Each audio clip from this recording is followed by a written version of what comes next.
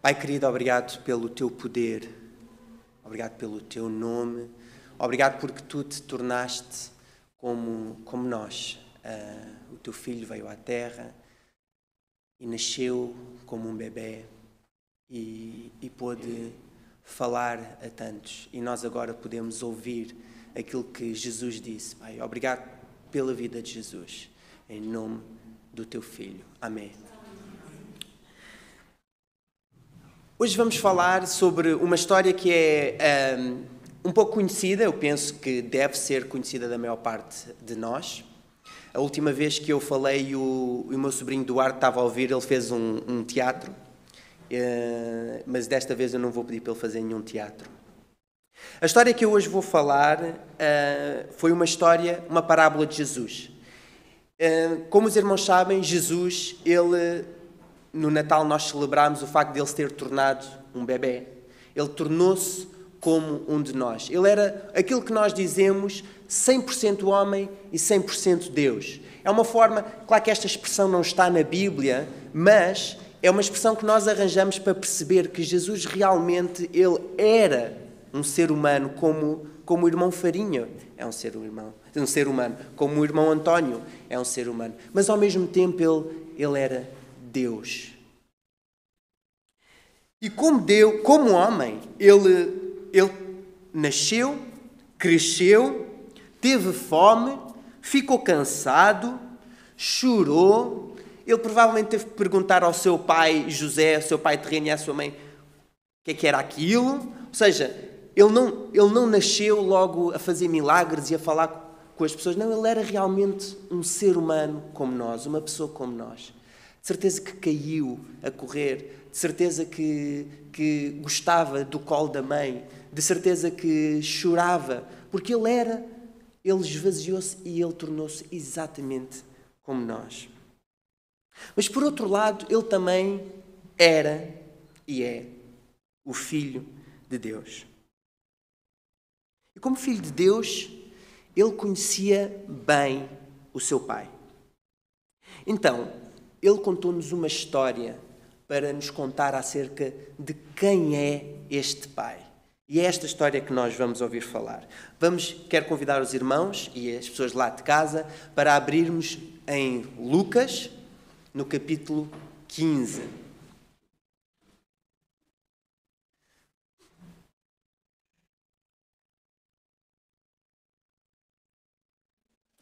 Então, em Lucas 15, nós vemos o capítulo, eu quero-vos dar só um pequeno contexto, vemos 3 parábolas que Jesus contou, são parábolas muito, muito conhecidas de grande parte de nós, mas eu quero só explicar, ou seja, as parábolas são a parábola da moeda perdida, da parábola da ovelha perdida, da moeda perdida e do filho perdido, ou o filho pródigo, ou os filhos perdidos.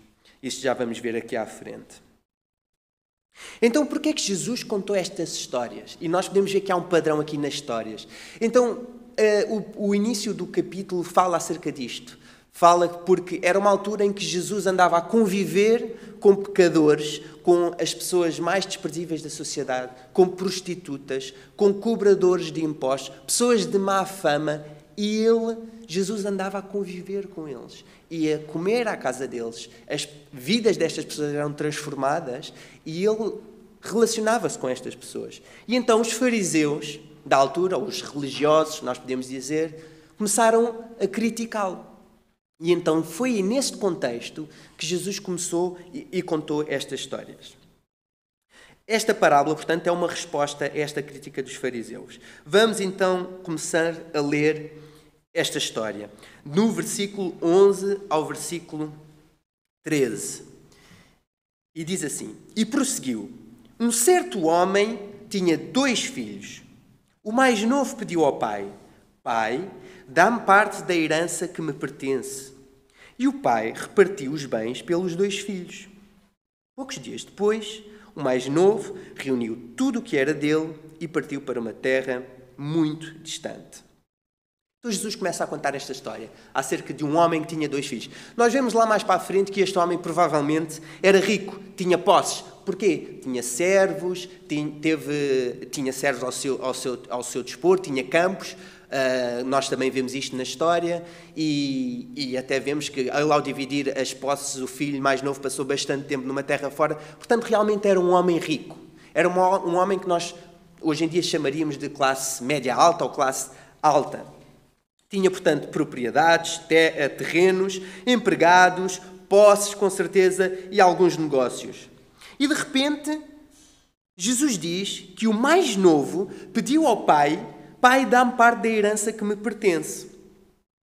Nós, talvez, não achemos isto tão estranho. É assim, eu não sei quanto a vocês, mas eu acho isto estranho. Se eu chegasse ao pé do meu pai e dizer assim: olha, pai, ou eu chamo mais por papá, sabes que quando morreres, parte das tuas posses, umas vão para o meu irmão João, outras vão para o meu irmão Luís, umas vão para a minha irmã Ana Ruth e outras vão para mim. Olha, eu quero que tu já me dês essa parte. Isto era um pedido meio estranho, não era? Ou não? Ou era normal para nós? Era um pedido muito estranho. Quanto mais naquela altura um filho fazer isto. Isto era visto como um ataque vil. Ou seja, por outras palavras, o filho era como se chegasse ao pé do pai e dizer assim: pai, paizinho, na realidade eu gostava é que tu já tivesses morto. Porque eu gostava era de ter o dinheiro que me pertence. Vejam o escândalo que é este filho propor isto a este pai. O que é que acham que o pai sentiu? O que é que acham que o outro irmão sentiu ao ver o seu irmão mais novo fazer esta proposta tão horrível ao pai? Hoje, por exemplo, como eu estava a dizer, era o mesmo que eu chegar ao pé do meu pai e não só pedir um quarto de tudo, das posses dele, dos carros, por exemplo, ou das casas, mas também ter a lata a dizer: olha, pai, e o salário que tu receberes agora, ou a reforma que tu estejas a receber, olha, transfere um quarto disso, um quarto porque eu sou 1 entre 4, vai transferindo diretamente para a minha conta bancária. É ridículo. É ridículo isto que o filho mais novo fez. E de repente Jesus continua esta história. E Jesus continua com uma parte quase ainda mais chocante. Jesus diz assim: e o pai repartiu os bens pelos 2 filhos. Não bastava ao filho mais novo ter feito esta proposta ridícula ao pai, agora vem o pai e acede a este pedido do filho mais novo. Isto, para a altura, para os judeus que ouviram aquilo de Jesus, era o duplo choque. O primeiro choque foi o filho ter dito isso ao pai, como é que ele poderia fazer, e o segundo choque era o pai ter concordado com o filho e ter realmente feito isto, ter repartido os seus bens. Hoje, por exemplo, era como se o meu pai dissesse: claro, filho, eu dou-te um quarto de tudo o que eu tenho, dou-te um quarto de todo o salário que eu receber ou a reforma que eu receber na minha conta, e olha, eu e a tua mãe, olha, vamos viver para uma casa mais pequenina e tu ficas para podermos vender a nossa casa. Ou seja, o pai, além de ter tido este pedido, ainda foi fazer algo que não nos passa pela cabeça. Mas Jesus continua a história. Poucos dias depois, ou seja, depois do pai ter repartido com o seu filho, o mais novo reuniu tudo o que era dele e partiu para uma terra muito distante, onde gastou o que possuía. Depois de ter gasto tudo, e como houve muita fome naquela região, começou a ter necessidade. Foi pedir trabalho a um homem da região que o mandou para os seus campos guardar porcos. Desejava encher o estômago, mesmo com as bolotas que os porcos comiam, mas ninguém lhes dava. Então, o que é que o filho fez? Ele reuniu tudo o que era dele e partiu para uma terra muito distante, onde gastou tudo o que possuía. Nós, os portugueses, eu considero-me português, a cultura portuguesa, e nós, os portugueses, sabemos que olhamos para isto e vemos claramente que isto foi uma má decisão. Os portugueses são conhecidos por não gastar. Nós temos sempre... até a minha esposa estava no outro dia a dizer que está muito frio, mas não podemos ligar o aquecedor porque isso vai gastar. Ou seja, há uma mentalidade portuguesa, não é que ela fizesse isso, mas existe uma mentalidade portuguesa de não vamos fazer isto porque vai gastar. E às vezes, pelo menos, eu não sei quanto a vocês, mas as pessoas da cultura portuguesa que eu convivi, que eu cresci, tendem a poupar mais do que a gastar. Bem, talvez outras famílias tendam a gastar mais do que a poupar, mas no meu caso eu fui educado nós sempre a tender mais para o poupar do que para o gastar. E às vezes ao extremo de só poupar, só poupar, só poupar, que para mim é tanto um erro quanto só gastar, só gastar, só gastar. E neste caso o irmão mais novo estava realmente no extremo oposto, que era só gastar, só gastar, só gastar.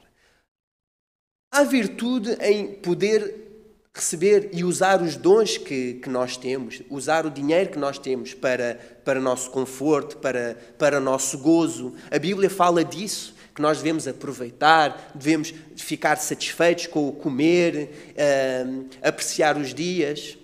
Mas aqui este filho estava claramente a levar ao extremo, onde ele gastou tudo o que tinha. E gastou de forma irresponsável, com festas, álcool, mulheres, droga, etc. Imaginem, se fosse hoje em dia, era assim que ele iria estar a esbanjar o seu dinheiro. E chegou ao ponto de o dinheiro acabou. Porque quando nós temos dinheiro e gastamos, mas não entra, é sempre a subtrair e mais cedo ou mais tarde chega aos zero. E ele começou a sofrer necessidades. E Jesus conta que foi pedir um trabalho a um homem da região que o mandou para os seus campos guardar porcos. Nós ouvimos isto e pensamos, é um trabalho chato, está bem, mas é um trabalho como os outros. Mas quando Jesus contou isto, eu quero que vocês se lembrem que Jesus, quando disse esta história pela primeira vez, quem o ouviu eram os judeus à volta dele. E para os judeus, Jesus ter dito que este senhor, este filho, tinha ido trabalhar com os porcos, era das coisas mais nojentas que eles poderiam imaginar. Porque para a cultura judaica, o porco, a carne de porco, assim como toda uma outra série de alimentos, era considerado absolutamente impuro. Hoje em dia, talvez, para nós percebermos o que é que para um judeu sentia ao perceber que alguém ia trabalhar com os porcos, era o mesmo que nós, hoje em dia, alguém tinha que ir trabalhar para dentro do esgoto. Sabem aquelas pessoas que têm que abrir as tampas de esgoto no verão e só saem baratas por todo o lado, mas têm que ir lá abaixo para desentupir, trabalhadores da Câmara ou de empresas privadas que têm mesmo que ir lá abaixo, descer lá abaixo, onde estão só baratas, estão toda a água, as águas que vêm dos esgotos das nossas casas. Imaginem vocês o que é que vocês põem na sanita. Isso tudo vai parar ao esgoto. Imaginem o que os vossos vizinhos muitas vezes podem pôr na sanita. Isso tudo. Imaginem o nojo que é alguém ter que trabalhar naquela condição. E Jesus, não satisfeito, entre aspas, com este choque cultural tão grande, ele ainda dá mais um detalhe, que diz assim, que o filho desejava encher o estômago mesmo com as bolotas que os porcos comiam, mas ninguém lhes dava. Ou seja, ainda mais uma ideia de completa falta de dignidade deste filho. O sítio onde ele estava e o sítio onde ele está agora. Totalmente diferente. Jesus continua a história no versículo 17 ao 19. Jesus diz que o filho foi então que caiu em si e pensou: tantos trabalhadores do meu pai têm tanta quanta comida querem e eu estou para aqui a morrer de fome. Vou, mas é ter com o meu pai e digo-lhe: Pai, pequei contra Deus e contra ti. Já nem mereço ser teu filho, mas aceita-me como um dos teus trabalhadores. Então Jesus conta que foi nesta situação que o filho mais novo caiu em si. Reparem que Jesus não disse que ele caiu em si a meio do seu dinheiro estar a ser gasto. Quando ele viu que a sua conta bancária, que não havia bancos na altura, mas quando ele viu que a sua bolsa estava à metade, não, ele não caiu em si nessa altura. Aliás, Jesus também não diz que ele caiu em si quando a bolsa estava vazia. Não. Porque quando a bolsa estava vazia, começou a sentir necessidades e ele não caiu em si nessa altura. Ele ainda foi à procura de trabalho. Foi só quando ele chegou ao fundo dos fundos, onde o seu dinheiro tinha acabado, onde os seus pertences amigos com os quais ele tinha gasto todo o seu dinheiro, o tinham abandonado, onde ele sentiu que nem ele próprio, com as suas capacidades, conseguiria ultrapassar esta situação. Foi só aí, quando ele bateu bem no fundo, é que ele caiu em si. Nesta altura, o filho sabia perfeitamente o que é que ele tinha feito ao seu pai, na sua cultura. A humilhação que o filho tinha imposto ao seu pai. Ele sabia o que é que os vizinhos do pai tinham dito acerca do que ele fez, do que o pai fez. Ele sabia perfeitamente também os sentimentos que o seu irmão e, quem sabe, a sua mãe nutriam por ele ter feito isto, o que ele fez ao seu pai. Este filho sabia perfeitamente a situação vergonhosa em que ele se tinha metido. Ele sabia que tinha humilhado, desonrado, rejeitado o pai. E, como consequência natural, sem dúvida que ele estava totalmente excluído desta família. Ele já não seria filho. O pai naturalmente o rejeitaria totalmente, mas só que ele teve uma esperança. Ele teve uma esperança que ele pudesse ser aceito como um simples servo, um simples trabalhador. Ele percebia claramente que ele tinha perdido todo o seu direito de pertencer àquela família, mas ele alimentou esta esperança que talvez o pai tivesse misericórdia dele e o tivesse aceite como um simples trabalhador. Talvez o trabalhador com o trabalho que mais ninguém queria fazer. Mas ele estava disposto a fazer isso. Estava disposto a arriscar. E Jesus diz, levantou-se e voltou para o Pai. Imaginem se vocês eram alguns ouvintes originais desta história. Eu ia pensar, que lata deste filho. Ele não deveria pôr os pés nunca mais a 100 km daquele sítio. Como é que ele se atreve sequer a pensar que ele poderia ser um servo depois do que ele fez à sua família? E eu aqui estou como é que se diz? A especular um pouco, mas eu até imagino que o próprio filho se estivesse a debater com estas situações, a pensar, mas o que eu fiz nem me dá direito de pedir isto ao Pai. Mas Jesus continua e disse, no versículo 20, levantou-se e voltou para o Pai. E isto foi uma decisão boa que ele fez. Isto é aquilo que nós muitas vezes chamamos de arrependimento. Quando nós pensamos o que é arrependimento, talvez podemos olhar para esta história e ver arrependimento é isto que o filho mais novo fez.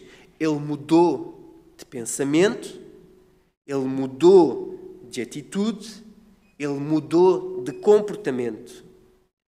Ou seja, o arrependimento não foi só algo interno de estou tão triste por ter feito isto.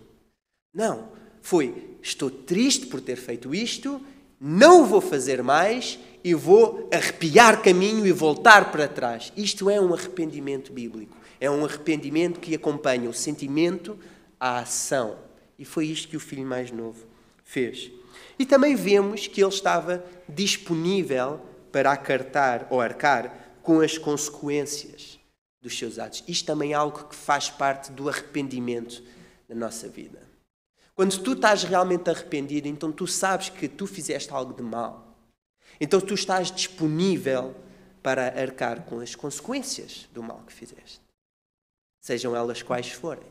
E isto também faz parte do arrependimento. Então nós estamos a ver aqui uma atitude do filho mais novo, positiva. Uma atitude de arrependimento. E vamos continuar a ler o que é que Jesus continua a falar acerca desta história, nos versículos 20 a 24. Portanto, diz, levantou-se e voltou para o Pai. Mas ainda ele vinha longe de casa e já o Pai o tinha visto. Cheio de ternura, correu para ele, apertou-o nos braços e cobriu-o de beijos. O filho disse, Pai, pequei contra Deus e contra ti, já nem mereço ser teu filho. Mas o pai ordenou logo aos empregados: tragam depressa o melhor fato e vistam-lhe. Ponham-lhe também um anel no dedo e sandálias nos pés. Tragam o bezerro mais gordo e matem-no. Vamos fazer um banquete. Porque este meu filho estava morto e voltou a viver. Estava perdido e apareceu. E começaram a festa. Que história, que reviravolta fantástica. Esta história que Jesus contou. Fala que o filho ainda vinha longe. E há muita coisa para falar acerca desta história. E eu com certeza que não vou cobrir todos os pontos. Mas há aqui alguns pormenores que eu acho que vale a pena refletirmos. Jesus diz que o filho ainda vinha longe. E o pai já o tinha visto. O que é que isto diz acerca do pai? Diz que o pai, ele ansiava pelo regresso do filho, apesar deste tempo todo. Nós até podemos imaginar o pai à porta da tenda, à porta de casa, não constantemente, mas frequentemente, a alimentar um desejo no seu coração. Quem vem lá? Será o meu filho que voltou para mim. E Jesus conta que esta história, que quando o filho estava a vir, realmente o pai estava numa dessas situações, em que ele estava a alimentar esta esperança. Quem vem lá? Quem vem lá? E o pai de longe reconhece o seu filho. Como é que o pai reconhece o filho? Que o pai tinha conhecido um filho altivo, um filho, e depois a pessoa que estava a voltar era uma pessoa quebrada, com roupas totalmente diferentes, esfarrapadas, com cabelo totalmente não arranjado, com barba. Nós podemos imaginar, Jesus não conta estes pormenores, mas nós podemos imaginar o que é que tinha acontecido nesta história. Mas o pai reconheceu na mesma. E Jesus vai mais longe. Jesus diz, não só o pai reconheceu, e disse, cheio de ternura, correu para ele. Correu. Na cultura judaica, o ato de correr era uma coisa dedicada às crianças e aos servos. Os homens não corriam. Era uma desonra correr em público. Mas aqui, nesta história, o pai não se importou com o seu status. Ele correu para o seu filho. E nós sabemos a situação onde o filho esteve. Ele esteve a trabalhar com quem? Com o quê? Com porcos. Imaginem o estado das roupas dele. O cheiro que ele tinha. Não sei se alguma vez algum de vocês já esteve perto de uma pessoa que cheira muito, muito mal. Sara, não respondas, por favor. Eu sei que a Sara, eu às vezes cheiro um bocadinho mal. Não, isto era uma brincadeira. Às vezes nos transportes públicos, eu já estive em situações em que realmente estive perto de pessoas que o cheiro era nauseabundo. E nós podemos imaginar nesta história que o filho tinha a mesma característica. E o que é que Jesus diz que o pai fez? Correu para ele, apertou-o nos braços e cobriu de beijos. Ele não disse, vai tomar banho. Não, ele cobriu de beijos. Tal era a ternura dele. O filho claramente que não estava à espera do que aconteceu. Mas o filho tinha uma atitude de arrependimento. Viu o que o pai tinha feito. E talvez ele pudesse ter, calma aí, o meu pai recebeu-me bem, está fixe, então, estou bem. Não, nós vemos que Jesus, o que é que Jesus diz? Diz que o filho disse ao pai, pai, eu pequei contra Deus e contra ti, já nem mereço ser teu filho. Eu não mereço o que tu me estás a fazer agora. O pai mostrou, nesta história, Jesus mostrou que a atitude do pai era uma atitude de graça. Esta é a palavra. O pai mostrou graça. Jesus, ao contar esta história, fica um pouco óbvio o que é que ele estava a querer dizer. Que o pai está aqui a representar quem? Está aqui a representar Deus. Deus é o pai. Nesta história, Deus é o pai e nós somos os filhos. E o que é que Jesus mostra acerca do seu pai? Lembrem-se, Jesus, a pessoa que mais credibilidade tem para realmente saber quem era Deus, ele está-nos a contar esta história. Diz que Deus é o Pai e que Ele é o amor. E mostra de várias formas o amor do Pai, Jesus. Ele mostra que é o seu amor que, no início da história, respeitou a decisão do filho mais novo. E reconheceu a dignidade. Apesar de ter sido uma má decisão do filho mais novo, nós vemos que o pai acedeu, deu-lhe a dignidade, não o controlou. O pai podia ter dito, não filho, não vou fazer nada disto.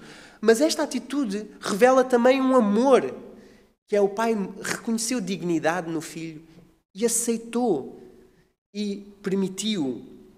E de outra forma, é o seu amor é o amor do pai que de certa forma castigou este filho mais novo.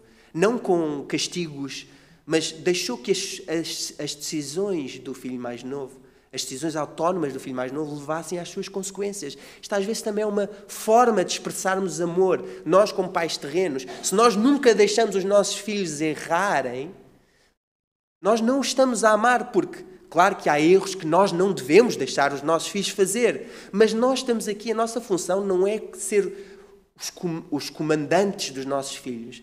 A nossa função, pelo menos é assim que eu vejo, é que os nossos filhos possam crescer em maturidade. Pelo menos é assim que eu me inspiro com o que Deus faz na nossa vida. Então, Deus mostrou também o seu amor com este deixar que o filho pudesse realmente tomar as suas decisões, ser digno nesse ponto e também ver onde é que essas decisões iam levar. Mas também é o amor do pai que o fez esperar, ansiar pelo seu regresso. E ficar só à espera que o filho mostrasse um sinal de arrependimento para que o seu amor é o seu amor que corre na nossa direção, que correu na direção deste filho. É o seu amor, é o amor do pai que apertou nos seus braços e nos enche de beijos também. É o seu amor que perdoa as nossas ofensas e esquece os nossos pecados. É o seu amor também, como vemos na história, quando o pai lhe deu um manto novo, uma sandália nova, um anel novo. É o seu amor que nos volta a cobrir de dignidade, nos volta a dar a nossa dignidade. E também é o seu amor que, no final de tudo, celebra connosco. Deus não está só nos momentos para nos perdoar. Deus também está e quer viver com a nossa celebração, com o nosso gozo, quando estamos na casa dele, quando estamos no braço dele. É o seu amor que também quer celebrar isto connosco. Nesta história, o filho mais novo, ele desejava ou sonhava com misericórdia. Mas o pai mostrou graça. Ou seja, o que é isto da misericórdia e da graça? O filho sabia que ele merecia um castigo, mas ele sonhava que talvez o pai não desse o castigo que o filho merecia. O filho merecia um castigo, mas a misericórdia do pai era o pai não dar o castigo que ele merecia. Mas o pai foi mais do que misericordioso. Ele mostrou graça. Ele não só não lhe deu castigo, como ele lhe deu um favor imerecido. Isto é a definição de graça. Esta história, nós muitas vezes quando nos perguntam, quando os nossos filhos nos perguntam o que é esta palavra graça, porque é uma palavra que nós não costumamos usar no nosso dia-a-dia, até quando falamos de graças, brincadeiras, ou isso tem graça.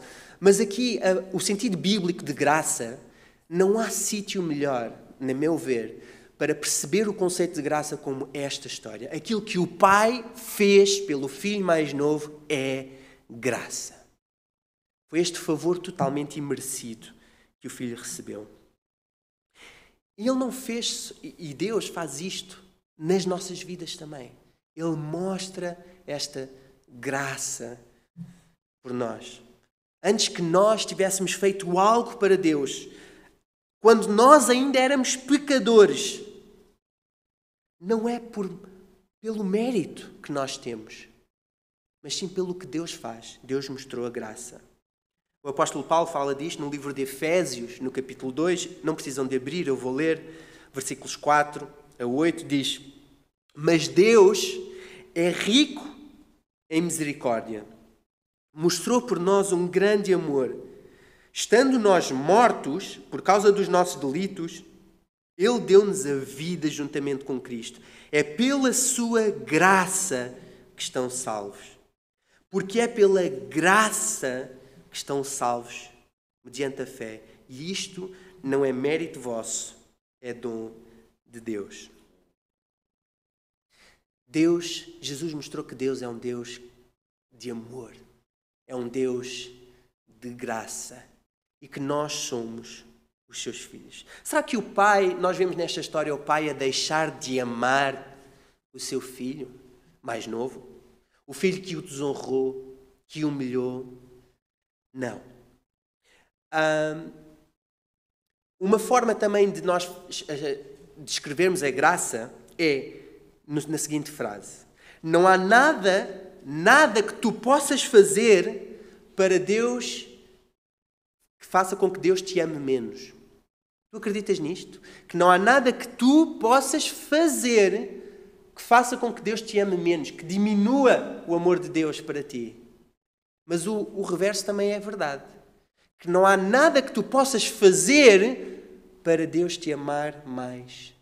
E muitas vezes, alguns de nós tendem para um lado, acham que aquilo que uns de nós acham que não merecem o amor de Deus e outros acham que merecem o amor de Deus pelo que fazem. Mas esta história mostra que não é pelo que tu fazes, é pelo que tu és. E o que tu és seu filho. E o amor de Deus é infinito para ti, porque tu és filho. Mas a história não acaba aqui. Jesus não acabou a história aqui. Vamos ver o resto da história, no versículo 25 a 28. Ora, o filho mais velho estava no campo. Ao regressar, quando se aproximava de casa, ouviu a música e as danças. Chamou um dos empregados e perguntou-lhe o que era aquilo. E o empregado disse-lhe: foi o teu irmão que voltou e o teu pai matou o bezerro mais gordo por ele ter chegado são e salvo.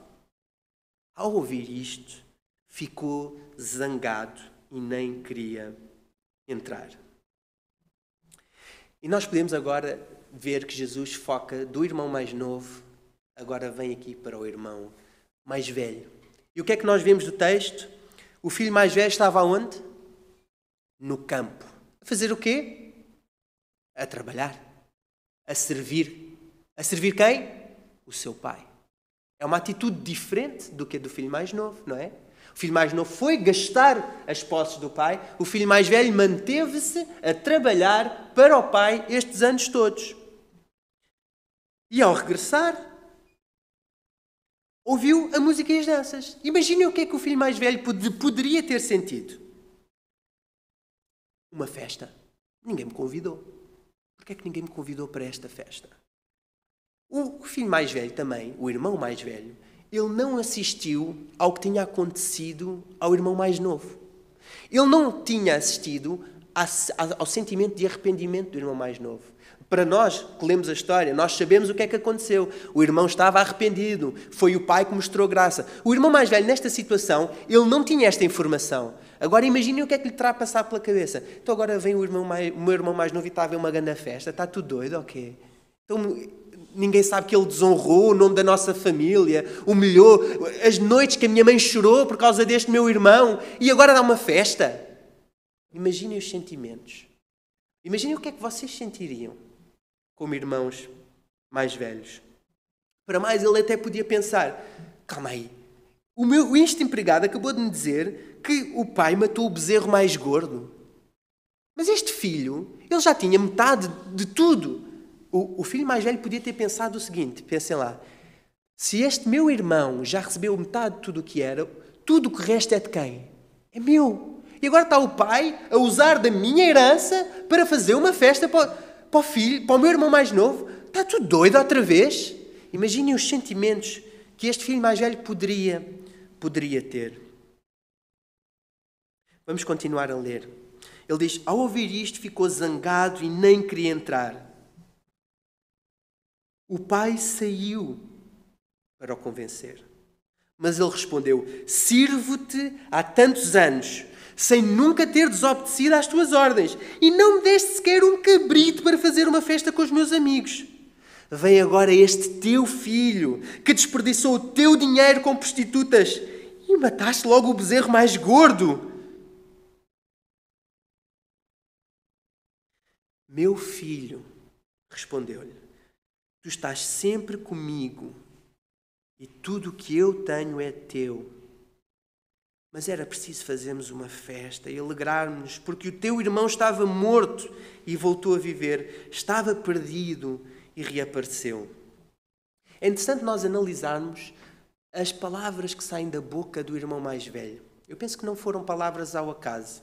Jesus mostra mais uma vez a sua mestria em contar histórias, onde cada pormenor é riquíssimo.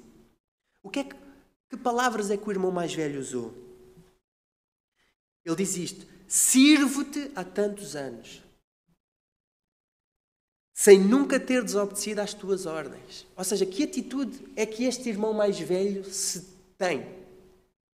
É uma atitude de servo. Não é tanto uma atitude de filho. Ele o que diz é: pai, eu sirvo-te, eu obedeço às tuas ordens. Olha aqui a nossa relação que nós temos. Eu estou aqui ao teu dispor. E depois também, quando fala do irmão, não diz, e vem aqui o meu irmão mais novo. Não, ele diz, vem aqui o teu filho. Ou seja, é aquilo que muitas vezes nós usamos também, por exemplo, quando a Madalena faz alguma parvoíce lá em casa, diz, Sara, já viste o que a tua filha fez? Ou quando ela está a fazer uma birra, Sara, já viste o que a tua filha... Não, nessa altura... Claro que é a minha filha também, mas é a linguagem que nós usamos para distanciar. E este irmão mais velho está a usar a mesma linguagem. Está a falar do teu filho. Mas o pai vem falar e vem corrigi-lo em amor. A primeira coisa que o pai diz é, para contrariar a posição que o filho estava a ter de servo, a primeira coisa que o pai diz é, meu filho. E depois, quando fala do irmão, diz, teu irmão. Ou seja, o pai também vem aqui em amor corrigir esta visão errada do filho mais velho. Que ele não é servo, mas ele é filho. E que o outro não é simplesmente seu filho, mas é irmão do filho. Nós vemos, curiosamente, nesta história, que ambas as personagens, ambos os filhos, se distanciaram, se colocaram de fora da condição de filho. O mais novo, ele achou que as suas más ações o tinham destituído da condição de filho. Lembra-se o que é que ele pensou? E o que é que ele disse ao pai? Já não merece ser teu filho. Então o mais novo pensou que aquilo que ele tinha feito o tinha garantido que ele não era mais filho. De certa forma, o mais velho, ele achava que a sua condição de filho era garantido pelas boas ações que ele fazia, pelo seu serviço. Ambos estavam enganados. Nem o filho mais novo deixava de ser filho pelo que ele fez, nem o filho mais velho era mais filho pelo que ele fazia. E aqui Jesus mostra o engano. Ambos são filhos amados pelo Pai. Então eu estou a concluir esta história e a pergunta que fica no ar é: quem é que tu és nesta história? Em que parte e que personagem é que tu achas que és? Será que talvez tu sejas o filho que saiu da casa do pai, que desonrou o pai, que fugiu para longe, que foi irresponsável, que trouxe tristeza e amargura ao pai? É tempo de tu voltares para casa do pai. É tempo de tu saberes que tu não deixas, nunca deixaste de ser filho. É tempo de saberes que o pai nunca desistiu de ti e esteve sempre até agora à tua espera para tu voltares para a casa do pai. Ou talvez, alguns de vocês, quando olhem para esta história, pensam, eu acho que eu sou o filho mais novo, mas antes de sair de casa do pai. que tenha o desejo de viver a vida, de experimentar a vida. Se tu és esta personagem, ou seja, se tu ainda não bateste no fundo, mas estás com este desejo de reclamar o que é teu por direito e ir gozar a vida, esta história também fala ao teu coração e diz: cuidado. Cuidado, cuidado, cuidado. Porque o filho mais novo, nós nesta história, ele voltou, ele arrependeu-se, mas a história podia ser diferente. Ele podia não ter voltado. E nós sabemos que há filhos mais novos que não voltam, que não dão o braço a torcer, que não têm a capacidade de bater no fundo e perceber que bateram no fundo e realmente voltar para Deus. Muito cuidado. O conselho é: não saias de casa do Pai. Mantém-te na casa do Pai, a gozar aquilo que Ele tem para ti também. Ou talvez tu sentes que tu és como que se manteve em casa do Pai, o filho mais velho. Mas tens achado que é por tu te teres mantido na casa do Pai, pelo que tu fazes, pelos teus devocionais, pelas tuas boas obras, pelo aquilo que tu falas aos outros, pelo aquilo que tu te abstens de fazer, tu pensas que é por isso que tu recebes o direito de ser seu filho. Também estás enganado. Não é por isso que tu és filho. É tempo de pensarmos: quem é que nós somos nesta história?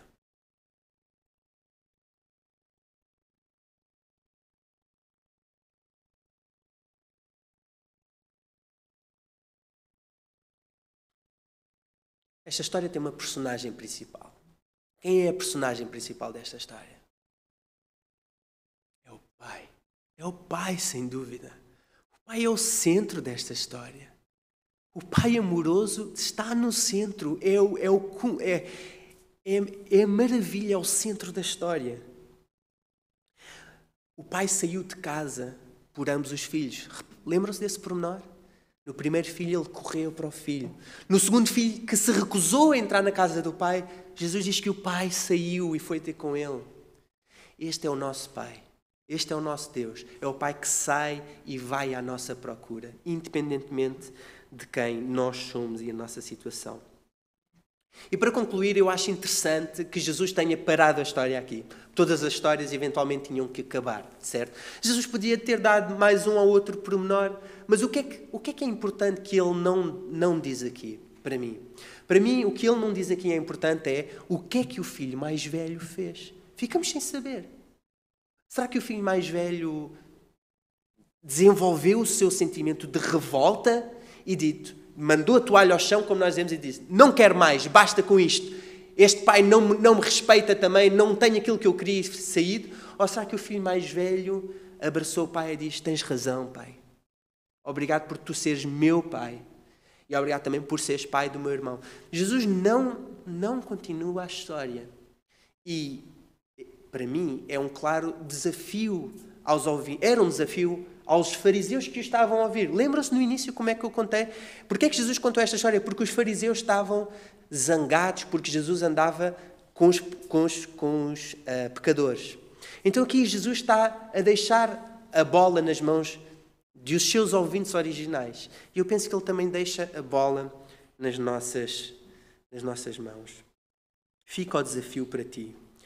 Deus é este Pai amoroso e tu és o seu Filho amado. Deus é este Pai de graça e tu és o seu Filho amado. E eu não sei se tu hoje, talvez hoje pela primeira vez, tu realmente compreendeste o que é isto do amor e da graça de Deus. Talvez nunca tinhas ouvido esta história. Ou talvez já tinhas ouvido esta história, mas nunca realmente tinhas compreendido a graça de Deus. Eu quero-te dizer mais uma última coisa. Não fiques por aqui, porque uma coisa é compreender a graça de Deus, mas outra coisa é sentir a graça de Deus na tua vida, viver a graça de Deus na tua vida. Não te fiques só por uma compreensão, mas pede a Deus para que Ele mostre a sua graça na tua vida. Eu já senti isto e espero sentir mais, porque a graça de Deus é infinita. Qualquer experiência que tu já tiveste com a graça de Deus, eu digo-te que já que é incompleta e que podes pedir a Deus para realmente compreender mais e sentir mais e viver mais da graça de Deus. Eu lembro-me como é que me aconteceu uma vez, estava num acampamento, no período de louvor, e de repente eu percebi que eu era amado por Deus. E não consegui não chorar, e chorei. E é isto que eu falo quando eu digo que é importante nós sentirmos, vivermos, compreendermos a graça de Deus. E o meu desafio é que vocês orem a Deus, peçam para que possam compreender mais, viver mais e sentir mais a graça de Deus. Vamos orar. Pai querido, obrigado por Jesus, obrigado por esta história maravilhosa, cheia de pormenores. Mas aqui eu quero dizer-te obrigado porque Tu és o Pai. Tu és o Pai de amor, Tu és o Pai que vem, que sais, vens ter connosco. Obrigado porque Tu nos dás a dignidade, nos enches de sermos Teus filhos. Ajuda-nos a compreender a Tua graça, a compreender que não é pelo mal que nós fizemos que deixamos de ser Teus filhos, nem é pelo bem que nós fazemos que nós merecemos ser Teus filhos. É pela Tua graça e é porque Tu és o nosso Pai que nós somos Teus filhos. Ajuda-nos a compreender mais disto, ajuda-nos a viver mais nisto, ajuda-nos a sentir mais isto. Cura os nossos corações, porque eles ficam totalmente curados quando são inundados pela Tua graça. Em nome de Jesus. Amém.